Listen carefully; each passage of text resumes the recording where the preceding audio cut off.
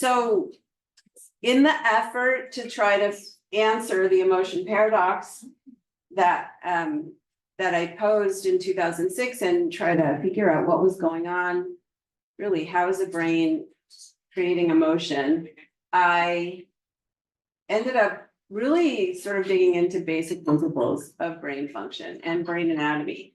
And yesterday I was suggesting that one way to describe what the brain is doing is that it's constructing categories or concepts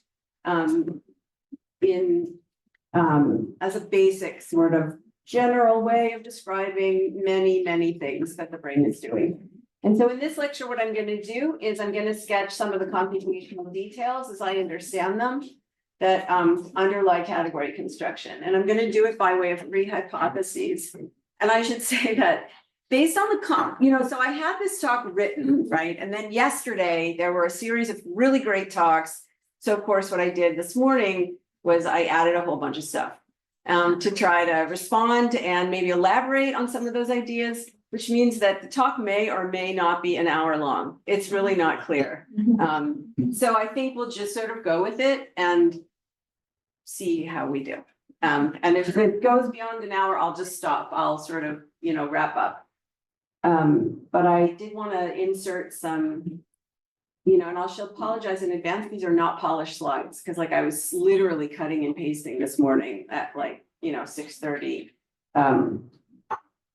Which for me is still, 1:30 in the morning. So I'm just by way of self-handicapping, that's what's going to happen today.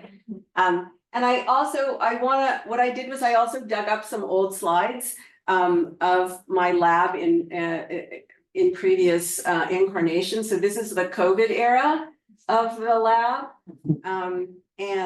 This is the era even before that, and the funding agencies. But the reason why I'm showing you these images is that I still want to impress upon you that even though I'm standing up here and I'm giving you a bunch of content, this is I'm just like the front man for a really large group of people who have been working on this and for a long time. And many of these people now have their own labs and have graduated their own students who now have their own labs, right? So this is a large endeavor that I've been very fortunate to be part of and to help kind of cultivate.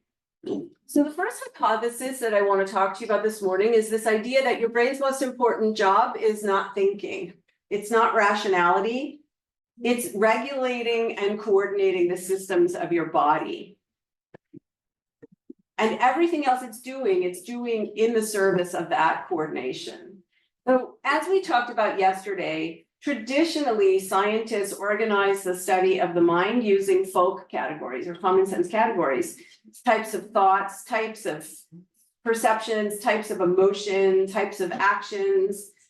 And folk categories really make up a formal ontology of the mind in science. It's supposed to describe what a mind does, what a mind is, I should say, what a mind is. It's a typology of psychological processes, what a mind does. And how the mind is caused.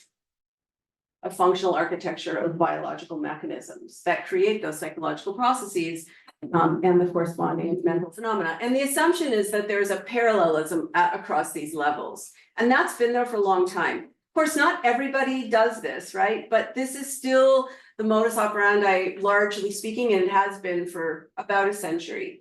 And this is sometimes described, has anyone heard of David Marr's 3 levels of analysis, right? So this is basically arguing for parallelism across David Marr's 3 levels of analysis. And the interesting thing about David Marr's, the computational level, the algorithmic level, the implementation level of a system, of an information processing system, is that he was describing engineered systems, not evolved systems. So there was this really basic assumption that the way that a human would engineer a system is really how evolution produced a system. And that is, we know, not a tenable assumption. So instead of, again, and I'll just keep harping on this point, scientists starting with their own subjective experiences, which they use to create that ontology, and then trying to search for the physical basis of those categories, I'm going to suggest that we go in the other direction. So a number of years ago, we started asking questions in our lab like, how did a brain like ours evolve? How does it develop ontologically? How is it structured? And then we can ask, given the ecology of our bodies and the environment, physical environment, what does this structure let us do? What sorts of mental events does it create, and how does it do it? So I think that's a better approach for understanding the computational underpinnings of mental events. And that's what we're going to do for the rest of the talk. And to do that, we have to travel back in time about 550 million years, give or take, to a time in the world when it was ruled by creatures who had no brains. Kind of like now, except they didn't need brains back then. And so I want us to consider this little guy. This is the Amphioxus, common name is lancelet. Amphioxi actually exists now, and their ecological niche hasn't changed for about 500 million years. So they've remained pretty much the same. There's a little bit of debate about how much they evolved, but for our purposes today, those debates don't really matter. They're not relevant to what we're going to discuss. So this little guy's about 5 centimeters long. It has a few simple organ systems, doesn't have a heart, doesn't have lungs, doesn't have oscillating gut or anything like that. It's more like a tube. These animals have no eyes, no ears, no head. Their environment is really minimal to speak of. It's basically anything which is super close to their body. So they have like a single eye spot for light dark for circadian rhythm purposes, and a vestibular cell to keep them upright, so they can open their mouths and just filter food. That's what they do. And they of course have no brain. They do have some cells which eventually in a vertebrate become a brain, but they don't really have a brain per se. And over evolutionary time, animals' bodies got larger and larger. Because those bodies got larger, they couldn't eliminate waste by osmosis, so they had to develop visceral systems, internal visceral systems, that had to be coordinated and controlled. So nutrients, oxygen couldn't get in by osmosis, waste couldn't get out by osmosis, so they had to have organ systems to shuttle nutrients like oxygen and glucose, and systems to eliminate waste. And they also developed sensory systems and a head, like eyes and a lateral line system to sense the world around them. And these new sensory systems frequently perturbed the coordination of these internal systems.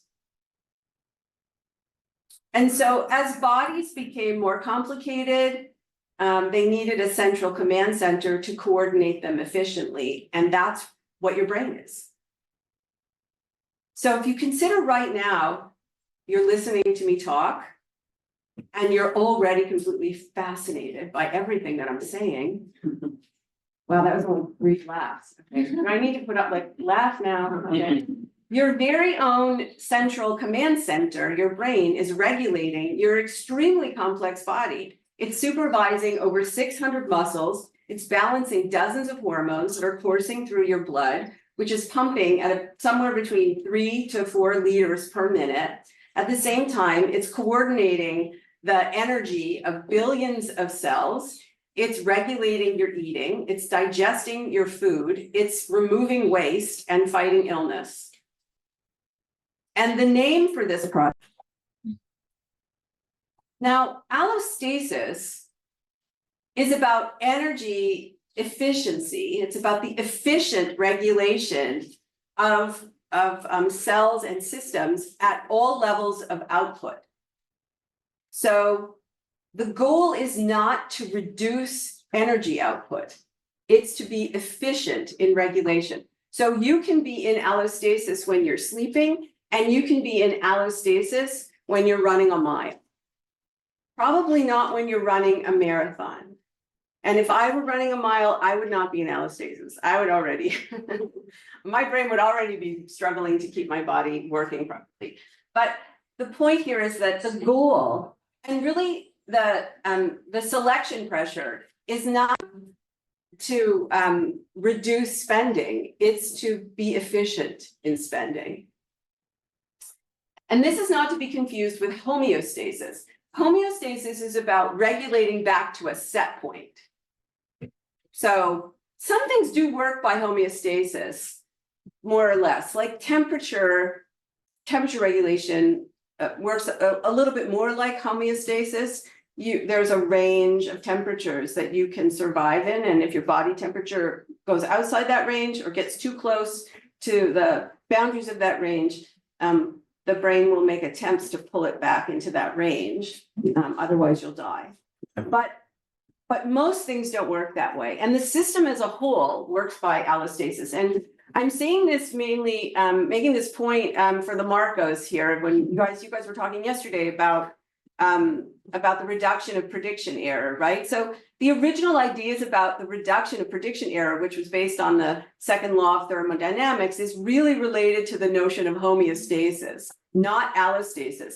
And some people use these terms interchangeably. And in fact, at first, when I first started reading about this, like in 2010, 2011, I used them interchangeably too, but they're really not interchangeable concepts, because allostasis is about the predictive regulation of a system, and homeostasis is really about reaction to a perturbation.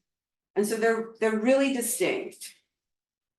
And a number of engineers and signal processors, physiologists, based on the extensive analysis of the metabolic costs of electrical signaling in the brain and body, have come to the conclusion that the core task of all brains is to regulate the organism's internal milieu, the systems of your body, your lungs, your heart, your immune system, your gut, your liver, and so on and so forth, by anticipating the needs of the body and then attempting to meet those needs before they arise.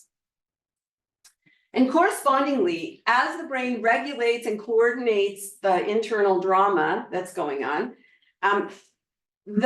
it's also modeling the sensory state of the body, which is a process called interoception. Now, interoception is getting a lot of scientific attention these days, and it's often, scientists will define it as your awareness of your physical sensations, like your awareness of your heart beating or your awareness of your lungs expanding. But interoception is not about awareness. The function of interoception is not for you to be aware of what's happening in your body. The function of interoception is to support allostasis. So just in the same way that somatosensory signals support skeletal motor movements, interoception is the modeling of the sensory state of the body in the service of maintaining allostasis. So it's supporting allostasis. It also functions predictively. And your mood, or what we call affect, is linked to interoception. And I've added some slides to sort of explain how we're thinking about this right now. And I'll just say right now, nobody knows exactly how affect arises from interoception. And if anybody tells you that they do, they're making up a story. Everything everybody says, including me, is just a hypothesis. And what we know is we know that when we manipulate interoceptive signals, affect changes. We know that when we look at the brain, the parts of the brain that are important for allostatic regulation and which is intimately entwined with interoception are also the regions that seem to be most relevant for affect. That's what we know. But the question of how it is that the brain takes what is essentially an incredibly high dimensional array of signals from the body, models them and compresses them into a low dimensional, very coarse summary that we experience as our mood or our affect. I don't think anyone knows the answer to that. That's really a question of consciousness. And I don't think anyone knows the answer. But what we do know is that this, that affect really manifests as simple feelings, really general feelings of pleasure, displeasure, comfort, discomfort, fatigue, activation. It's sort of a quick and dirty summary of allostatic status without much detail. And when you manipulate allostatic status and you change interoception, you get massive changes in affective experience, which people report pretty consistently, right? And because your brain is always regulating your body and your body is always sending signals back to your brain, affect is really not emotion. Affect is a property of consciousness because it's with you every moment of your life.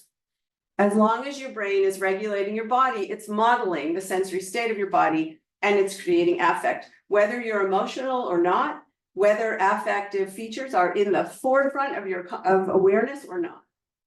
So affective valence and arousal are not processes. They're not processes like you evaluate something and then you feel pleasant or unpleasant. And when you feel something intensely, feel unpleasant, for example, intensely, well, let's say if you feel pleasant, that just means that everything allostatically is pretty good. Energy balance is pretty good. And when you feel unpleasant, it means that there's a drag on allostasis. Where that drag comes from could be many, many, many things. In fact, because it's a low dimensional summary, compressed summary, like an instantaneous summary of the sensory state of your body, it's always made of multiple sources, right? So there isn't one main cause of an affective change in a kind of a mechanistic way. And I just want to talk a little bit about why we think this is the case. So, you know, when you're feeling like crap, it can mean that something is wrong in the world, or it can also mean that you're just working really hard. And in fact, I always say this to people, well, you know, that's the trick. It's trying to figure out, you know, is something wrong or are you just working really hard? And I say this all the time. I say it to my daughter who's 25, her eyes roll back in her head. You know, I say it to my students, you know, when they feel like the world is ending. I just have to tell you that for the 2 weeks before I came here, I'm going to give you a lecture tomorrow that I've never given before. I've barely even finished writing. You saw, I mean, the first draft of a chapter I wrote was 165 pages long. Like, I'm still kind of working out what I want to say. I don't have beautiful slides to show you. Maybe I'll have one or two beautiful slides, but I don't have like a whole, I don't have the whole, you know, I don't have the whole show. And my husband, who is like a mensch, seriously, a mensch. I always ask him, you know, could you just listen to my talk? Like, can you just listen, give me some comments, you know, because he's a computer scientist, so he's a civilian. So if he understands what I'm saying, then I'm kind of good to go. And I think he must have heard some version of what I'm going to say tomorrow, probably like 150 times. And at a certain point last week, I just was like, I can't do this. I just can't put it into words that I'm going to have to say in front of a bunch of philosophers. Like, I just can't do it. And he said, is something wrong or are you just working really hard? So that's for you, honey. All right. So, but let me just say a little bit about this. So recently we published a paper, which I don't have pretty slides for yet, where we were looking at signal processing in the vagus nerve. So the vagus nerve, some of you may or may not know, is the main, that's the orange thing there, that is the main pathway by which viscerosensory signals about, how much glucose you're how much glucose is being metabolized, where is their lactic acid, how much of your muscles, fibers, stretching and stuff like that. That's where the signals, the sensory surfaces of the internal part of your body sort of send signals to your brain, up the vagus nerve, outside of the spinal cord. And this is the major pathway that is electrical. There's also humoral pathways, and there's a little bit of signaling inside the spinal cord, but most of it is outside. And people for many, many years believed that this was just like a conduit, like the signals were just being sent. But they're not just being sent. They're actually being integrated by virtue of the structure of the vagus. The fibers are intermingling with each other as they go up the vagus nerve. And these fibers are unmyelinated. That means that their electrical signals can influence each other as they are traveling up the vagus nerve. Although we're not going to talk about it too much today, there's also 30% of the vagus is motor. Those fibers are either unmyelinated or lightly myelinated. This is called ephaptic communication, when neurons communicate with each other, not at synapses. And it's very controversial. It's well known that it exists, but exactly where and when is not known. But the vagus nerve has structural aspects that make it likely that there's some ephaptic communication going on. So there's possible, not just that these signals are communicating with each other as they're arising, but also the motor parts of the vagus might be influencing those signals, right? They could be influencing each other, but that's a talk for another day. Today, we're just talking about integration and compression and why affect would be this general thing as opposed to really precise. Because first of all, the neurons, the axons are not isolated from each other. Second of all, the nodose ganglion there, this is actually, I thought this was super cool. This ganglion there is, that's where the cell bodies are of the vagus nerve. And these branches are actually, would be anatomically considered to be the dendrites of those cell bodies. So here's the cell body. The dendrites extend into the organs, and then the axons go up to the brainstem. I think that's really cool. People actually often refer to those as axons, but they're really, like, structurally, you would think of them as dendrites. Anyways, the point being that another thing that's really important is that when you look at recent genetic analysis of the nodose ganglion, what you see is that there's very little specificity. There's no viscerotopic map to speak of. It's not like your liver is represented separately from your stomach, which is represented separately from your heart, which is represented separately from your lungs, and so on and so forth. There are general polarities in the organization of the cells of the nodose ganglion, so that what you get really are sort of basic polarities that you see in the way that an embryo sets up, with the way that an embryo is set up, the nervous system of an embryo is set up. So basically you know whether the signals are from the top or the bottom of the torso. You know whether they are medial or lateral. You might know something about the signals will say something about like where in the organ, are you in the middle of the organ or near the surface of the organ, right? There's really, so you can generally say, well, you'll generally sense, well, there's something going on here or something going on here. There's a little more specificity here than there is down here, but there's no body map in that nodose ganglion. It's more general than that.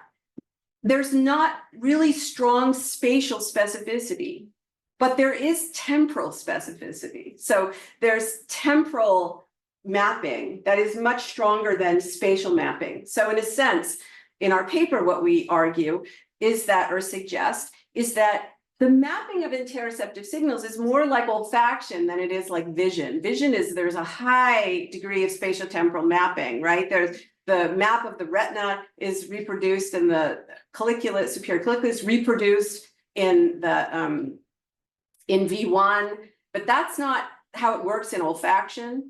How olfaction, the spatial precision is lost. It's really there's temporal mapping, and in order to get spatial information, you have to move your head, because you have two olfactory bulbs. So you just move your head, and that gives you relative differences in concentrations. That's how you spatially locate them.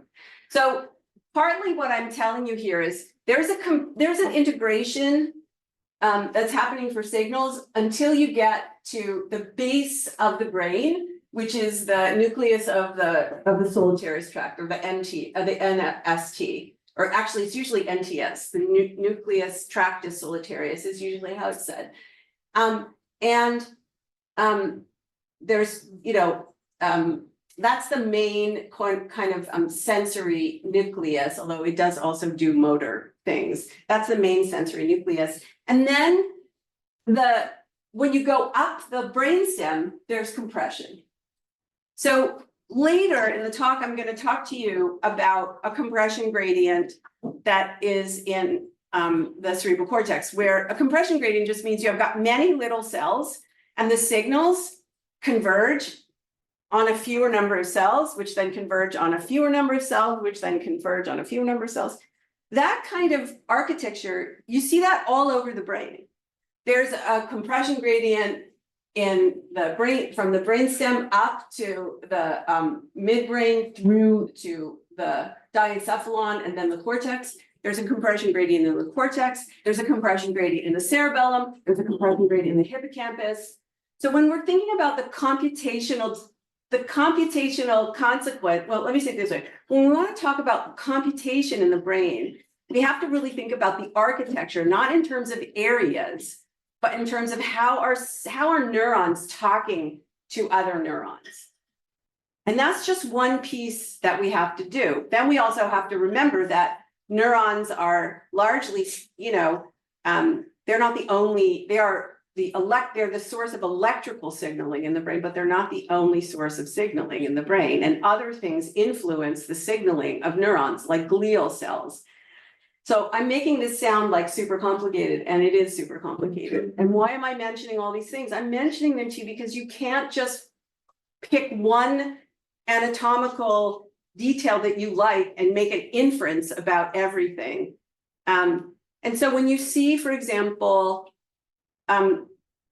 what Carl Friston puts up in his papers, or what we put in our papers, we're selecting certain aspects to highlight them for you, but they are not the whole story. And we try to remember to tell readers that, right? Like we're just abstracting this one piece. I'm going to show you, if there's time, just how complicated it is just in the cortex. And what I've done is I've removed like 75% of the signals just to show you one cascade. And even that was so complicated, I was getting recommendations to take it out, which I did until last night. And then I put it back in because I thought, well, you guys might care actually about seeing it. So, so compression gradients mean that by the time that signals reach the cortex or even the colliculus, there's already processing going on, signal processing going on.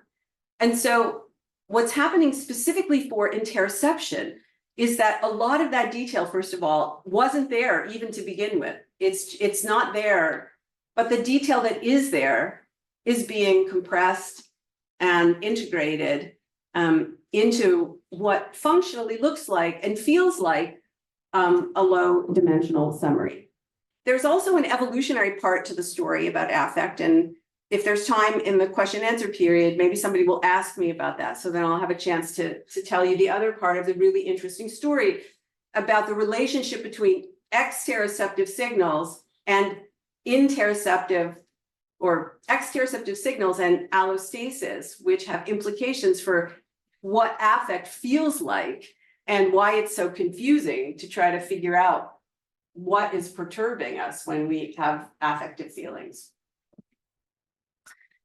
Okay, that was a digression. So now we're back to the main talk. In our lab, we've identified the brain architecture that is responsible for allostasis. And I'm not going to give you the details of how we did that. The methodological details are in the paper, but I'm happy to answer questions about it. Just in the interest of time, there isn't a lot of time to talk about it. But what I will say is what you're looking at here are basically, it's a unified system that I'm presenting to you in 3 parts. These blobs of color are not activity, they are not bold signal, they are connectivity. They are the correlation between bold signals over time across different voxels in the brain. And so this is, I'm presenting it this way because these 2 maps represent intrinsic networks that are whose wiring has been identified in the brain, and they overlap in those green areas. And so we're going to talk a little bit more about what these networks are in a minute, but it's really an integrated system. And this is the system that regulates your your autonomic nervous system, your immune system, your endocrine system, and the other systems of your body. So notice first that it's widely distributed and it involves the cerebral cortex. It involves subcortical areas. I put the names there, but you don't need to care right now. It includes the hippocampus. This is really important. That's a longitudinal slice that shows you the longitudinal axis of the hippocampus. The hippocampus is usually considered a memory structure. The hippocampus, I have to tell you, has more endocrine receptors than any other part of the brain except the hypothalamus, with which it has direct loops. So the hippocampus is super important in interoception and in allostasis. And I'm happy to talk more about that too. And also the cerebellum. So this is a cross section of the cerebellum, just to show you that the circuitry includes circuitry in the cerebellum, primarily in the deep nuclei of the cerebellum. So for anybody who's interested in intrinsic networks, maybe you recognize these, maybe you don't. The red blobs are conventionally called the default network. The purple blobs are conventionally called the salience network or the cingulo-opercular network or the ventral attention network. And they overlap in these hubs, which have been identified, these green blobs, in connectomics research as densely connected nuclei that are an important part of the backbone of communication that synchronize signaling throughout the brain. Normally, the salience network and the default network and other intrinsic networks are depicted to you as puzzle pieces that fit together in the brain, but that are not connected to each other. And that is a function of thresholding, because these are cultivated maps, right? Everything you see are always cultivated maps. You're not seeing real neural activity. You're seeing maps that some scientists decided where to put the boundaries.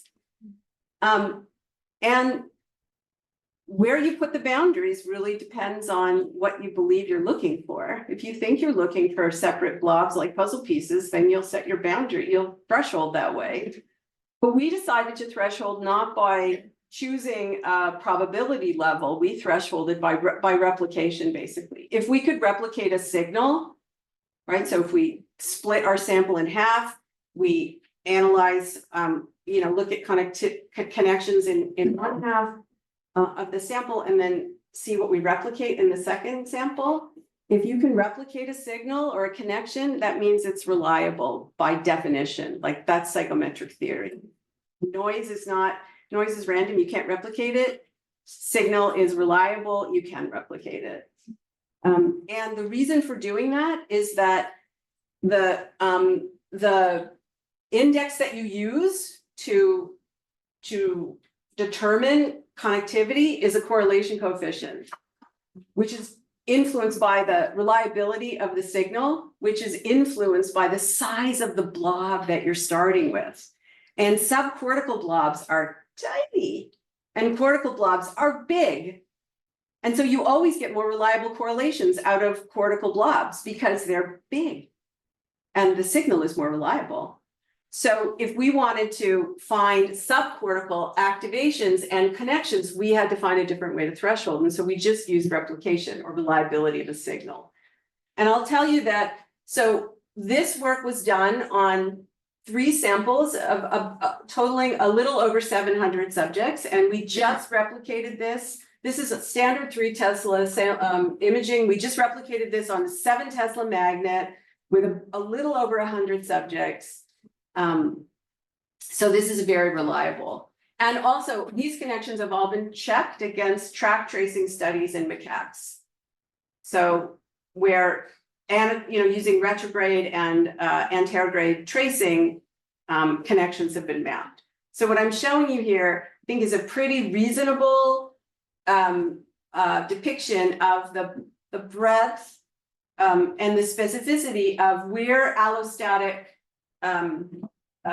signals, or the signals that are important for allostasis, where they come from. These 2 networks, as it turns out, while they are involved in regulating, coordinating the systems of your body in every moment of your life, are also involved in creating a multitude of psychological phenomena, as you can see here. This is a summary of 6,000 published papers. And by the way, this is from 10 years ago. So we haven't updated this analysis yet, but it would look pretty much the same. Findings like this, again, reinforce the observation that folk psychological categories don't have dedicated brain parts. So the first hypothesis here, which I'm calling a lesson, is that your brain's regulation of your body is at the core of brain structure and function, and therefore it's at the core of your mind. Your brain's most important job is not thinking, as I've said before. It's not feeling. It's not seeing or hearing or sensing in any way. Your brain's primary job is running and coordinating the systems of your body. I'm running a little late, so I'm not gonna give you more anecdotes, but let me just back up. So until now, I think that the body has largely been ignored from the study of the mind, because we don't sense what's going on inside our own bodies. We're actually not wired, as I said, to have precise sensory experiences of the body. Think about what happens if you know anything about what happens, for example, in appendicitis. You don't start, your appendix is about to rupture. You don't start with a pain in your abdomen. You start with like a dull ache throughout your whole abdomen. And you don't start having a sharp pain right in where your appendix is until right before the appendix bursts, right? Anybody who's ever had GI distress will know that you don't have a lot of specificity there. So we're just not wired to have that specificity. And most of the time we're completely unaware that there's a whole drama going on. And so because we're unaware of it, it's largely been ignored by a science that is driven by subjective experience or is guided by subjective experience. But everything your brain does, psychologically speaking, it's doing while it is regulating your body. And of course, we don't experience ourselves that way, right? We don't experience every thought we have, every feeling we have, every hug we give, every insult we bear. We don't experience this as having anything to do with our bodies, but it does. That's what's happening under the hood. And so one important implication, I think, is if you want to have a science or a philosophy that of mind, you can't ignore the body. You can't ignore what the brain is doing with respect to the body. The distinctions between mental categories and physical categories, between mental health and physical health, these distinctions were invented by human brains, not discovered. The second domain that we're going to talk about is not where allostasis is happening, but how a brain might achieve it. And to remind you, allostasis is about the predictive regulation of the body, anticipating the needs of the body and preparing to meet those needs before they arise. So I'm talking to an audience here who is very aware that predictive processing is a broad research tradition.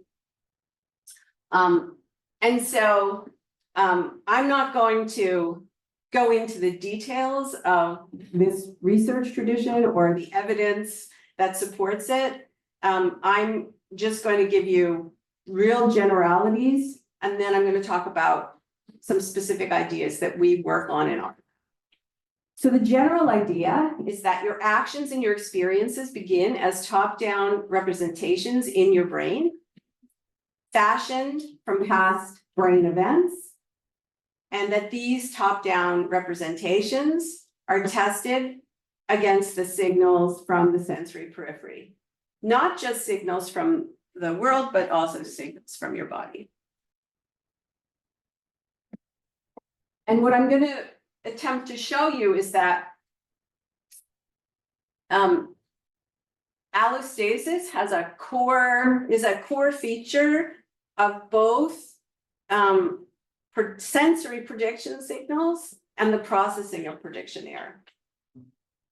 So you'll remember last night, we talked about your brain being trapped in a dark silent box, your skull, constructing similarities from, reconstructing reconstructing events from the past, which are similar in some way to the present, as a way of guessing at the causes of sensory signals that the brain is about to be bombarded with, about to receive. And so what I'm suggesting here, right, is that your brain is constructing these categories or concepts predictively to anticipate sensory signals before they arrive. So in our lab, another way of thinking about prediction signals is as categories or concepts, conceptual categories, functional categories, where the features of equivalence are those compressed functional features that we talked about, that I talked about yesterday. So here's a super simple description of how we think about this in our lab, and this should seem super familiar to you. So suppose you just moved your body and you experienced yourself in the world in some way, and then we stopped time. So we just stopped time. So that was T-1. The hypothesis is that what happens next is that your brain predicts how to move in the next moment, the internal movements that will support the skeletal motor movements, and the literal efferent copies, the copies of those signals become the sensory predictions and all of that we think of as a category or a concept. So predictions are made for what the body will do at time t and what sensory signals should arrive at time t. And it's generatively reassembling bits and pieces of prior events that are similar to the present in some way, allowing the brain to generalize from the past in order to guess at the causes that of the sensory signals it's anticipating and the causes of the motor movements that it is planning. So when I say similar here, I'm just saying that representations with a little r the brain is reinstating signals. Those signals begin as compressed multimodal features, which are then decompressed into specific sensory and motor signals, motor control signals. So at the same time, incoming sensory signals are arriving to the from the sensory surfaces of the body, and they're being compared to the prediction signals. And when I say compared, I mean they're being integrated at the level of a neuron, of every neuron. And any deviation is called prediction error, as you know. If the neurons are already firing synchronously with the sensory signals when they arrive, then the prediction error is minimal enough that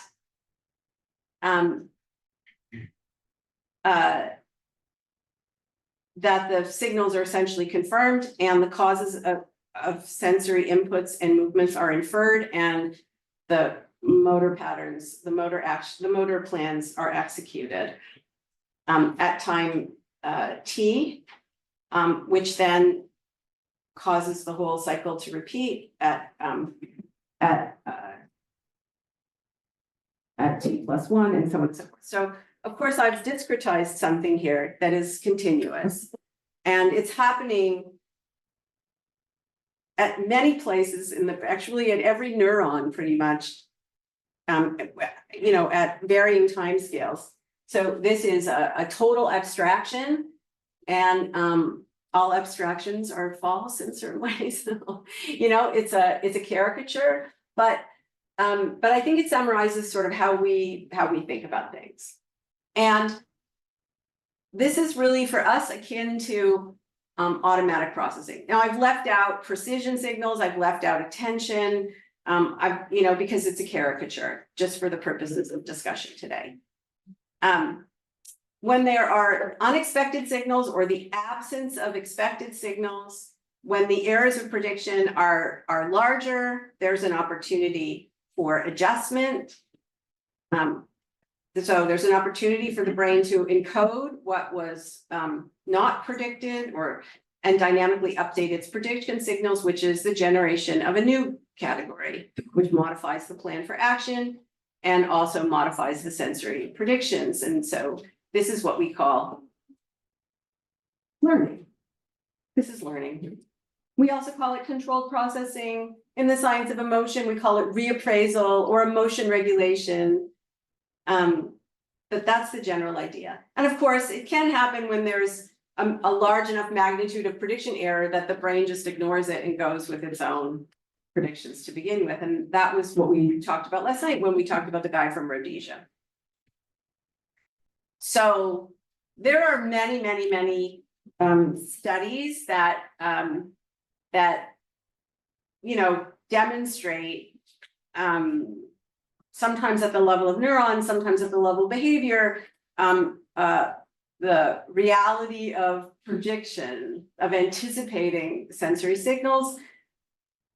I always like to, rather than throw data at people, I'm happy, by the way, to throw data at you if you would like, but I always like to give people an experience that helps them understand what's happening. So if you take a look at this movie, I'll guess you've never actually seen electrical towers playing jump rope in real life, but you somehow understand that's what's happening in this image, because your brain is assembling bits and pieces of past experiences to make sense of novel visual signals on the screen.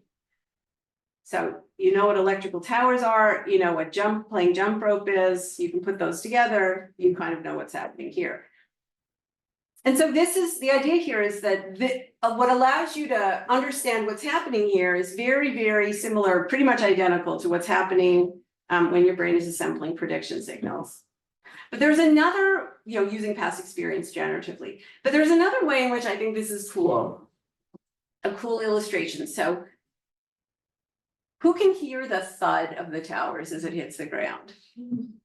Yeah, and who can feel the vibration? Yeah. So of course, there is no vibration here, and there is no that vibration that would make you feel something somatosensorily, and there's no vibration that would lead you to hear anything. These are just visual signals alone. And so what's happening is that on the basis of these visual signals alone, your brain is changing the firing of its own neurons in somatosensory cortex and in auditory cortex, so that you have an experience of vibration. And this is what prediction signals are. They are the brain anticipating. When I say that the brain is predicting, I mean it's changing the firing of its own neurons to anticipate sensory signals that are predicted on the basis of the motor movements it's about to make. And when I talk about motor movements, I'm talking about viscera motor movements, the movements of the viscera, the muscles and the tissues, the things that are happening inside your body that support skeletal motor movements. And so when we talk about, for example, embodied concepts or embodied cognition, this is what we're talking about.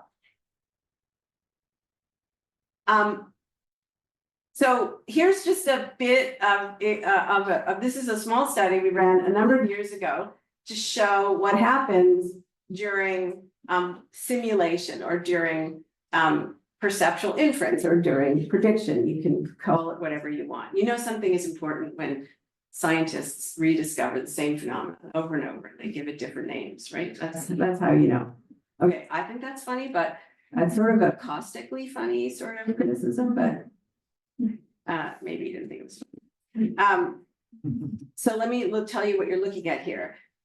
These colored blobs indicate this is bold activity, while participants are simulating specific situations that are written to have sensory aspects to them. So the sensory aspects are described in these scenarios. Subjects just heard the scenarios and now they're lying in the scanner with their eyes closed and they are simulating those experiences. And all these experiences, we use this method many times. It's called scenario immersion. All the scenarios were rated for subjective realism. We've used this method many times. And what you can see is that despite subjects, they're lying completely still on the scanner bed with their eyes closed, we see activity in areas involved in movement and touch, in vision, primary visual cortex, in primary interoceptive cortex, which is like V1 is the primary cortical area for vision. This is the primary cortical area for signals from the vagus and so on. So this is the primary sensory area for the sensory consequences of breathing and your heart beating and so on. And a whole matrix of subcortical areas that are involved in regulating and sensing the body. And now I want to talk about something which I think is really ironic. As I said before, there are compression gradients throughout the brain, and I'm just going to focus on the cerebral cortex, partly because of time and partly because it's what I know the best. It's where I started, and we're now actually working on the hippocampus, actually. So how many of you have heard that you have a lizard brain that sometimes hijacks your rational brain? Yeah, right. And how many people have heard about a limbic system? Right.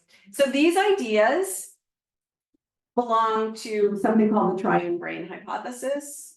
This is the notion that you have three brains. Your brain evolved in three layers. One layer evolved from lizards. This contains instincts for that you inherited from ancient reptiles. So this is supposedly contains the circuits for freezing and fleeing and fighting and mating, the 4 Fs. Neuroscience humor. That's not my joke, by the way. I just stole it. Then there's the limbic system, which includes a structure called the amygdala that supposedly evolved for ancient mammals, and its function is supposedly contains the circuitry for emotion, and then your rational brain for thinking, called the cerebral cortex, which evolved to be very large in primates like us. And according to this view, your brain is a battleground between the rational cortex and the irrational, reactive limbic system and lizard brain for control of your behavior. Anytime anybody talks about prefrontal cortex regulating the amygdala, they're using this model, whether they, with this idea, whether they admit it or not. This evolutionary story is a fairy tale. First of all, you can't have a lizard brain because mammals didn't evolve from reptiles. So if we did, then evolution would look like this in a linear fashion, but actually evolution proceeded this way with mammals and reptiles evolving from fish, from early vertebrates, which in the water fish.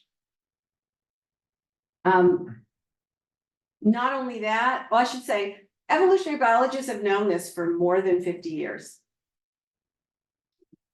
It's still a super popular idea in many areas of the media, but also in science, in medical textbooks, in introductory psychology textbooks, and so on. Also, your cerebral cortex, which is large, is pretty much about the size it should be for a primate of your size. It's not special in its size. Of course, because it's large, it can do certain things because it has wiring. I'm not saying that we can't do certain things that other animals can't do. Other animals can also do things we can't do. But the point is that it's not special. It doesn't require a special explanation because it's about the size it should be for somebody who has a body of your size. So we have exactly one brain, and it works in an integrated fashion. So here's the irony. If limbic regions didn't evolve spatially to perform emotion, as I showed you, yesterday, was it just yesterday? Yeah, that the amygdala is not special for fear, and it's certainly not special for emotion. What do these limbic regions do? So here what I've done is I've taken that allostatic brain system that I showed you, and I've colored it differently. I've colored it basically to be a unified system. And then so the areas that are orange and red and yellow are the most important or most significant, statistically significant parts of this system. And then what I did is I took the cerebral cortex, which is kind of like a balloon, and I just flattened it out. Now, usually in papers, when they do that, when scientists do this, they destroy the medial surface of the brain, which you're seeing here in this depiction. This cartoon depiction is showing you the medial surface. Usually they destroy the medial surface because they're wanting to look at the lateral surface, which is where cognition supposedly happens. So they're always maintaining that. But I wanted to keep the medial surface intact. So that's what I did. This is called, and I say I, which really means I had brilliant postdocs. I said, hey, can you please do, I should say this was also done with the help of Barb Finley and initially with David Van Essen. So, but I didn't really make this map. But one of my brilliant graduate students, postdocs, Yuta Katsumi, who's now an assistant professor at Harvard Medical School, did this.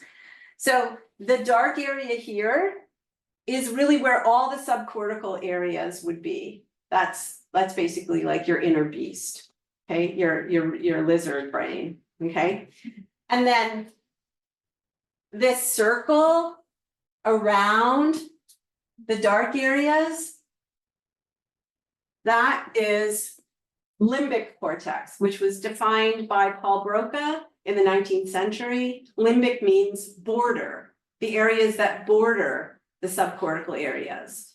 So that's what that ring is. So that ring is the cingulate cortex, the entire cingulate cortex, posterior orbital. So you can't really see it. There's no really good way. I haven't been able to get anybody to make me a movie yet of this. But under here is posterior orbital frontal cortex, which is contiguous with the ventral anterior insula. So and the hippocampus. So that's the ring. And that is what Paul Broca originally called limbic tissue anatomically.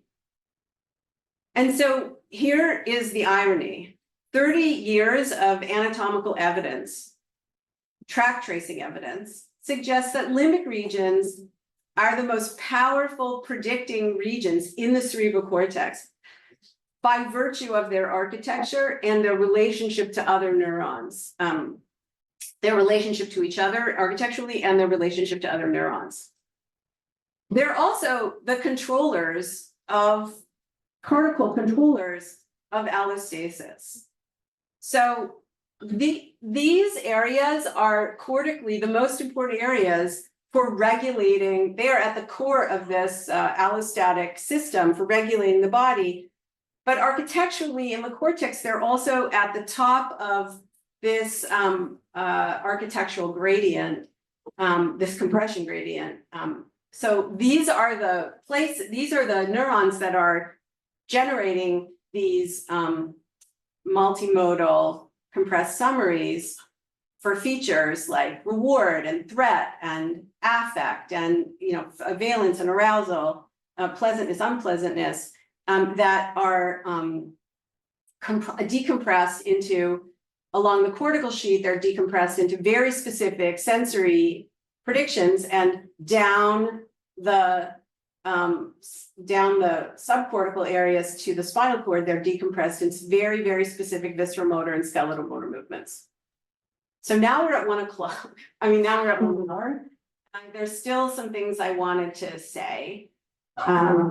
Not that much, but I have details to actually show you what this looks like, this decompression, which I can either show you or not show you. All right, sure. So here is I just want to show you I'll just show you at this is, okay, I just want to say this is at 20,000 feet, right? This is like an abstraction, okay? And I also want to say that if you're really interested in details, you should check out the work of Helen Barbas, who I think she's not the only person who is important to read, but I think her work forms the backbone of the work of the inferences that I'm about to share with you. And the idea here is that the arrangement of neurons within the cerebral cortex suggests patterns of flow for prediction and prediction error signals. So first we're going to be really general, and then we're going to dig into the structure of the anatomy of the cortex a little bit.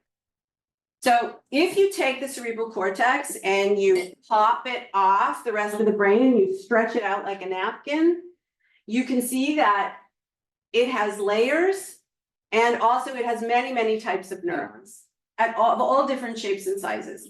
So here what I'm demonstrating, this is an image that I took from Barb Finley's papers, and this is a depiction of the upper layers of the cerebral cortex. And at one end, you have literally one end of this anatomical gradient, you have very small neurons. There are lots of them, and they're not that connected to each other. These are neurons that are coding for concrete features of high dimensionality. So in V1, it would be edges and lines. And in A1, it's the tones of the tonotopic map of the cochlea and so on. And all the way at the other end, you have larger neurons. There are fewer of them, and they have more connections. So whereas at this end, which like A1, V1, S1, the thickness of the cortex is made up by a lot of little neurons with not that many connections. At this end, they're made up, the same thickness is made up mostly of connections. Okay, not that many neurons, but more connections. I mean, still a shit ton of neurons, but I'm talking relatively speaking. And these are what we think are coding, abstract features or what we multimodal summaries. They're not propositions, they're not amodal, they're actually multimodal summaries. And I can give you a reference for that if you would like. And this principal architectural gradient of the cerebral cortex has been verified, not just in track tracing studies, but really it's been verified in many, many studies, in studies of brain evolution, in developmental studies, in network connectivity studies. Just a lot of studies have verified this. Here are some of the references. All right. So generally speaking, and we're only going to talk about the sensory aspects and then I'll show you the motor aspects. So generally speaking, when we talk about prediction signals, we're talking about multimodal abstract features, which are then basically being decompressed as they traverse along this gradient to become more and more and more particularized until they get to the primary sensory areas. They're prediction signals and prediction error signals. Oh, sorry. So this is what we would call category construction or concept construction. And following, work by Larry Barcelo and other people who've been very important in thinking about embodied concepts, we wouldn't say that this is the concept, right? We would say this whole cascade really is what we think of as the embodied concept or body category that is serving as prediction signals. And then prediction error signals work in the other direction, flow in the other direction. So we would call this learning or category learning. The thing I want to point out is that what's happening here is signal compression. When you are taking in signals that you didn't predict, or there's the absence of signals that you did, what's being adjusted here, the signaling is going from small neurons onto fewer neurons, onto fewer neurons, onto fewer neurons until you get here. This compression, scientists think, is lossy compression, meaning the signals, the redundancy that's being removed is gone. That means these neurons don't know what the concrete signals were in which they originated. So when you have decompression going in the other direction, it has to be perceptual inference. It has to be an inference at each synapse. There's a probabilistic computation that's occurring where neurons are guessing what the next level of specificity is. So you can go from one multimodal feature like unpleasantness to a multitude of possible sensory predictions. So this is like saying things which have different sensory features can have the same function. Last night, I talked about abstract categories or conceptual categories, how we learn that certain things which are different in their sensory and motor features have the same function. This is how we think it happens. Now, there are a ton of unanswered questions here, like how does the brain make those, how do neurons make those inferences? How does the brain know which feature, which features are the features of equivalence? There are a lot of questions here, but again, this is a framework for asking a set of questions. And there are people who are trying to answer those questions. So for example, there's a woman, Sophie Deneuve, who actually has a whole set of papers about how this is happening at the individual level of neurons. What's Spratling's first name? I can't remember. Michael Spratling has, I think, a great set of papers. No, you don't like his papers? No, I like his papers a lot. I think people don't discuss them enough. Yeah, no, I agree. But I guess what I'm trying to say is there are people who have attempted to sort of dig into the computational level of how this might happen. I think for us, just because of my predilections and how I've been trained, I always start with the anatomy. I don't start with the math, probably because I'm just better at anatomy than I am at math, but I try, you know? So, but my point is that this is sort of what we think is happening. Now, I haven't talked about the motor piece, so I just want to show this to you. Oh, no, there's something else I want to show you first. So I've displayed that gradient to you, right, as a flat kind of gradient, but it's not flat. Remember when I flattened the cortical map for you, it kind of looked like a disc, right? So this is actually more what it looks like. It more looks like this is this is a depiction, and I should say this is also a work in progress. So this is the work of Van Yang, who's a fabulous cinematographer who's helping me put together some images. And so really what it more looks like, the gradient is really, the architectural gradient is not straight. It's more concave. Yeah, more concave. And this is just a work in progress. So for example, another agranular area or an area that is limbic basically and has big honk and pyramidal neurons and very, relatively speaking, fewer of them and a lot of connections, entorhinal cortex, which is part of the hippocampal formation, would also belong here. Subgenual anterior cingulate cortex, that's the part of the cingulate cortex that's at the base underneath the genu of the corpus callosum. That's a primary visceromotor region. This is interoceptive cortex. And although we don't have it depicted here yet because we're still constructing this, other parts of the cingulate, other so-called limbic areas, like the what is people call the dorsal anterior cingulate, which is also called the anterior mid-cingulate, would be here. So G1 is primary gustatory cortex. O1 is primary olfactory cortex. This is in the anterior insula. This is in the mid-insula, mid to posterior insula. M1, as I was mentioning yesterday, primary motor cortex is has a layer 4. That's a computational detail, but what it means is that it's not at the top of this architectural cortex the way some people might suggest that it is, right? It's really in the middle somewhere. So it's, for example, primary. This would be a primary visceromotor area.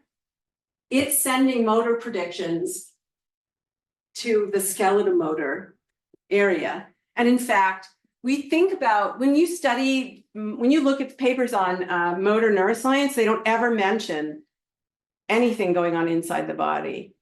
Very rarely.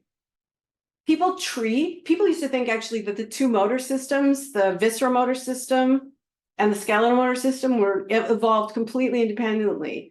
But they are not independent, they are intertwined. And there are some really interesting papers that show really clearly, for example, that M1 has a map, it has visceromotor mapping in it. Not a body map, but it is clearly representing what's going on inside the body. And this area here, which I've dubbed, the anterior mid-cingulate, it is a primary visceromotor region, means it's involved, the cortical area that is involved in regulating the body. It's also an association area for the skeletal motor system. So why does this matter? Well, here's very, very briefly why it matters.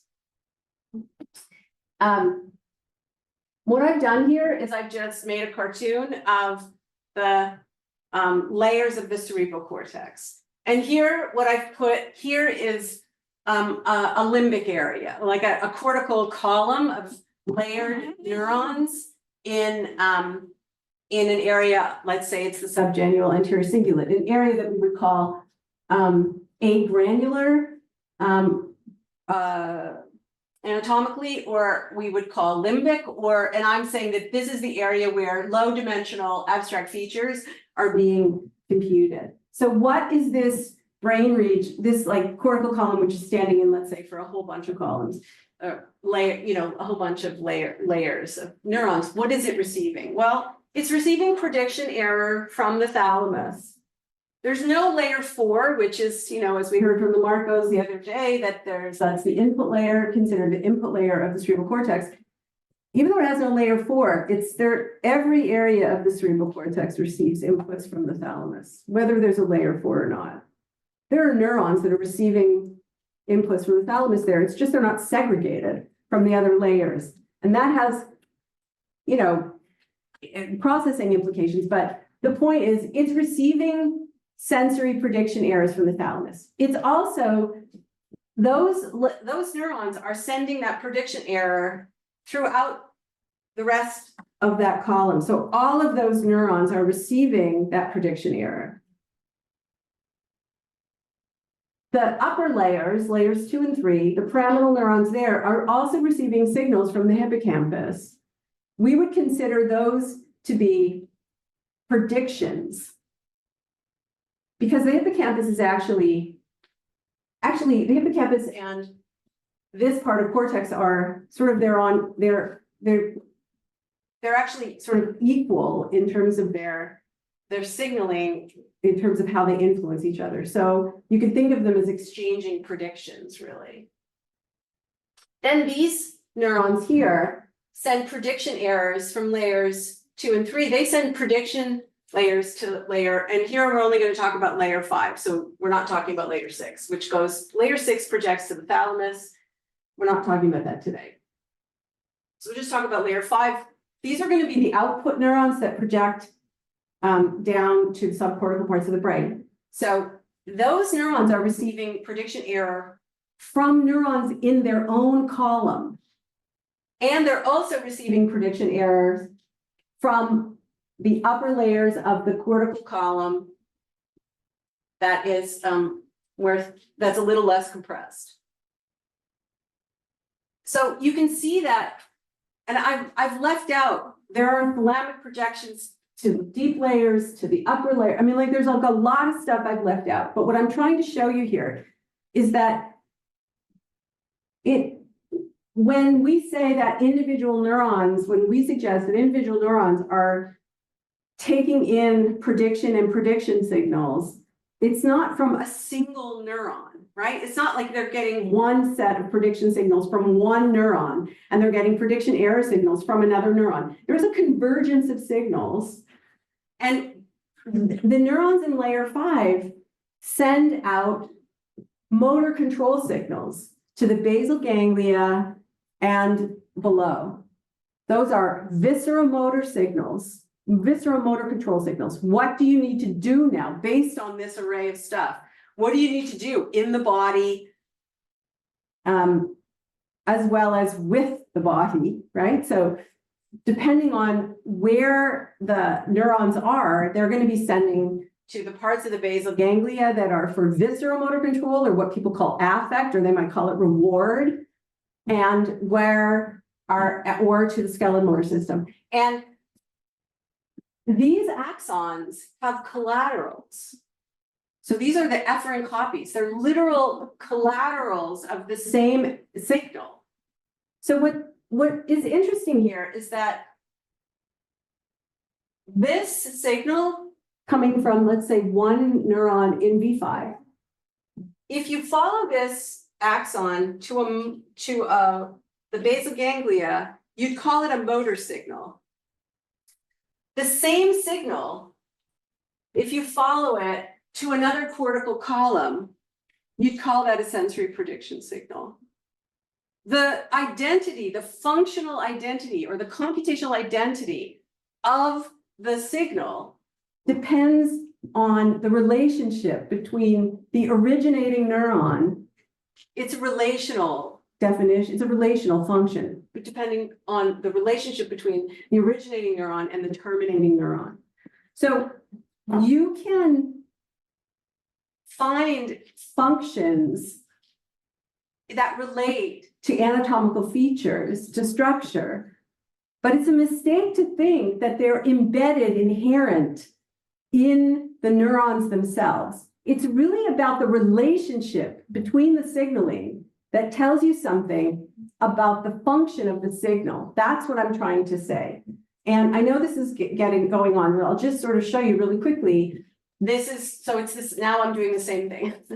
I'm basically showing you that another cortical column, right? So not all cortical columns receive hippocampal inputs, but I've depicted that to be the anterior mid-cingulate, which does.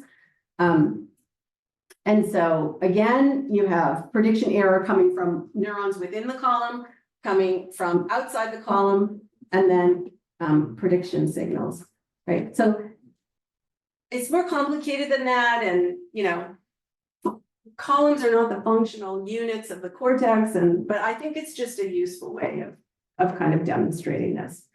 Okay, so I'm going to wrap up quickly now, and I appreciate your attention, and I hope it was worth it.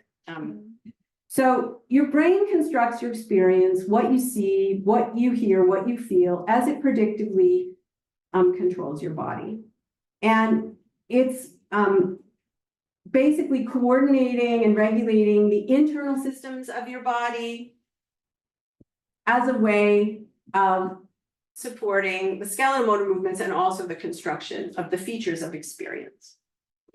Okay, so the third point that I want to make is I made last night, but I just want to reiterate it here, is that the meaning of the signals outside your head and in your body derive in part from the prediction signals or the categories that your brain constructs inside your head. And I'm showing you this because I just want to make this point. I think it's really important. Many predictive processing accounts claim that your brain is running a model of the world. Your brain is not running a model of the world. Your brain doesn't know the world. Your brain knows the sensory surfaces of its own body. That's how it knows the world. And that's how it knows your body, its body. So your brain is running a model of the sensory surfaces of the body. What does V1 represent? It represents the retina. What does A1 represent? It represents the cochlea. It's not representing the world. It's representing the sensory features of the body. So you have features, sensory features that detect and transduce signals from the world, and also from the internal workings of the body, right? Monitoring oxygen, carbon dioxide, and stretch of muscle fibers, and so on and so forth. And all of these sensory surfaces send physical signals constantly streaming to your body. And what I want to suggest to you is, from the brain's perspective, they have no inherent meaning. And I say they have no inherent meaning for the following reason. When we were having that discussion with the Marcos yesterday, and we were talking about sensory substitution, there are these really, really cool studies from Pascal Leon's lab at I think he used to be at Beth Israel Hospital in Boston, where he takes neurotypically sighted people and he blindfolds them for a week. And within a day or two, V1 starts coding for somatosensory features, and he teaches them Braille. And you see a lot of activity in V1 as they're learning Braille. But the real kicker is that then he uses TMS to interrupt V1 firing, and then they can't read Braille anymore. And when he removes the blindfold, V1 goes back to primarily coding, right? There is a woman who I met who has no somatosensory system. Like it just never developed at birth, ever. So she can't control her skeletal motor system because she has no somatosensory system. So how does she, and she's a remarkable person. She has a law degree. She's really, really competent in many, many ways. She's more competent than a lot of people I know. how does she eat? Like she can't control swallowing. How does she eat? She sets a mirror up. She's using her visual system and her auditory system to control her motor system. If she can't see herself, she can't control her body. She can't sit in a wheelchair. She can't write with a pen. But if she can see herself, then she can do all those things. Like in Waterman, I'm sorry? a bit like in Waterman. Yes, except yes, exactly. But what's with her, she never had a somatic, it never developed, just congenitally never developed. So the point here is that these signals that are constantly streaming to your brain don't have inherent meaning. They're made meaningful by their interaction with each other and the signals in the brain. And category construction is, or what we're describing as category construction, which is happening, in advance of the sensory signals, are really there. Part of what they're doing is they're constraining those signals, or what's been called, they're contextually constraining. They're providing contextual coherence or contextual constraint of those signals. And so basically, this is what meaning making is. And what I want to suggest, and this is maybe of all the controversial things that I have suggested today, the most controversial thing I want to suggest is that almost everything that we study in psychology is really about meaning making. It's about making meaning of signals. Perception, it's true. That's what perception is. That's what inference is. That's what memory is. That's what generalization or latent cause analysis. That's what cognitive maps are. That's what simulation is. That's what reinforcement learning is. That's what beliefs are. And I want to suggest that these are not separate categories of functions. These are all different ways of describing features that the brain is computing as it's doing whatever it does, which we think of as category construction. I'm not saying category construction is the only way to summarize these. I'm saying I think it's a really good way. I think it confers advantages to us conceptually, theoretically. But I can't stand here and tell you it's the only way to think about it. I just think it's a useful way to think about it. And when I say that there's a common neurocomputational framework, what I'm saying is that I'm not saying things are equipotential from a functional standpoint, but computationally, neurons are always receiving, every neuron, everywhere in your brain is always receiving signals that are closer to the sensory periphery, more or less, signals that are that have been where redundancies have been compressed away, and they're integrating those. That's the common computation. But the functional meaning of that in terms of features or in terms of predictions and prediction errors, or in the functional meaning differs depending on where the signals arise and where they terminate. And I think regardless of whatever you want to call what the brain is doing, the problem with treating perception differently from memory, which is different from attention, the problem with that is that you've got people investigating basic brain function in these silos, and they don't talk to each other. And so it takes 20 years before you realize, oh my God, the network that people call the mentalizing network in this literature is actually the default mode network in this literature. And in this literature, it's called the memory, and in this literature, it's called something else. And they're all talking about the same set of neurons.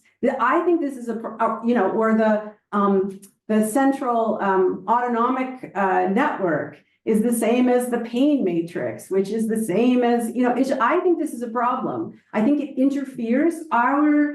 We name things in line with our own interests as scientists, and then it interferes with the integration and the accumulation of knowledge. I think that's really the point here. So We can call that whatever we want. You don't have to stick with my label, but just keep in mind that whatever you call it, it's just a one way, it's like one side of a multifaceted coin. I think that's the point that I really want to get to today. And whatever you call it, you have to remember it's really in the service of efficient energy regulation. That is the brain's evolutionarily its most important job. So I'm wrapping up. As we discussed yesterday, every action you take, every experience you have is always a combination of a sensory present and some kind of meaning-making signals in your brain.